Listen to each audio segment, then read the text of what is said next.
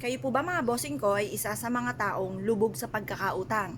Aba mga bossing, tunay naman na napakahirap ng ganyang sitwasyon. Napagdaanan ko na po yan mga bossing. At ako po mga bossing, lahat ng pwede pong idahilan ay dinadahilan ko. Ako po mga bossing ko ay araw-araw na umiiyak dahil hindi ko malaman kung paano ko mababayaran ang mga pagkakautang. Kaya ako po ay may phobia ng mga bossing ko na umutang.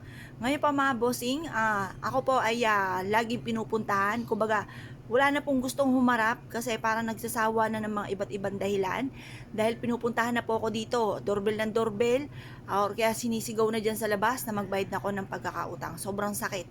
Napakahirap mga bossing ko ng ganyang sitwasyon. Kayo po ba'y nakaranas na ng ganyan? Asya, huwag nyo nang tangkain, huwag nyo nang naisin na makaranas pa kayo. At kung kayo po mga bossing ko ay napapansin po ninyo na masipag po kayo pero para lagi pa rin kayo minamalas, asya mga bossing, kailangan kayo po ay iwaksin nyo sa isipan nyo na kayo ay malas. Ang isipin po ninyo, kayo ay swerte. Walang malas. Puro swerte ang darating. Mababago na ang takbo ng aking pamumuhay. Ganun po ang inyo po mga pagwiwish. Walang gamit na sana, direct to the point. Tapos, kayo po mga bossing ko, kailangan kapag kayo nagwi-wish, magmumula sa puso.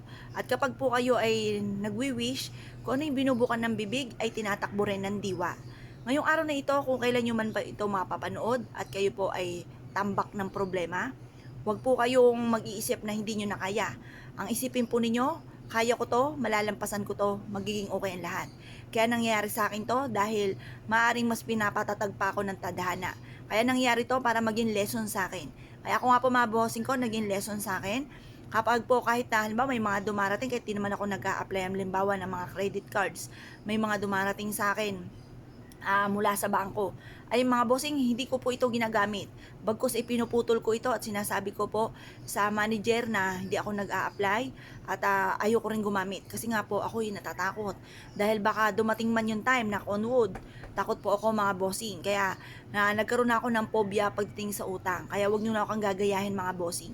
Ngayong araw na ito, pag ito yung ibig nyong gawin, gawin nyo po ito. Ito po, kung halimbawa first time yung ginagawa at napakaraming problema, gawin nyo po ito ng 1 linggo na kada 24 oras ay papalitan ng tubig.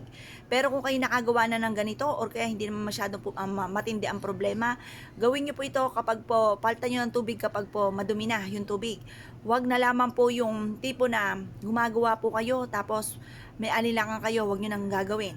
Or kaya po, huwag nyo pababayaan mga bossing ko na ang inyong pong tubig ay madumi na, hinahayaan nyo lamang. Kapag po ito parang marami na nakalutang, marami na alikabok, itapon nyo lang po ito, simple lang naman, lalagyan nyo ulit ito ng tubig, hugasang magaling itong ating baso.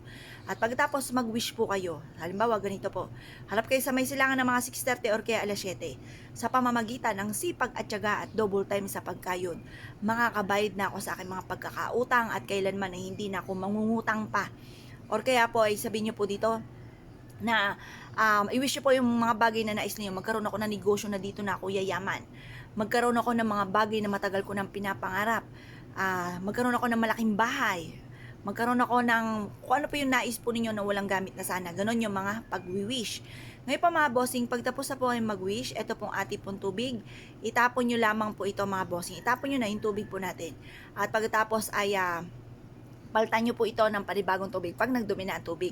Pagtapos nyo po mag-wish na ibilad ito sinag ng araw, ilagay nyo po ito. Marami kayong pwedeng paglagyan. Pwede po sa bago pumasok ng inyong main door or kaya sa likod ng pintuan ng main door. Pwede rin ito sa ilalim ng inyong higaan. Basta lagi nyo i-check mga bossing. Ako dati di sinuswerte na nga. Ngayon po, nalibang po ako. Nakalimutan ko na mga bossing ko yung tubig. Alam niyo po ba, may dumating ulit ang pagsubok, sinilip ko sa ilalim ng higaan, ay naku, tuyo na pala. Kaya kailangan mga bossing ma-maintain ang kalinisan ng tubig at huwag niyong hayaan na matutuyo po ito. Kaya kung kayo pinaniwala at naisyo po itong gawin, ay siya mga bossing, good luck bossing niyo po lahat.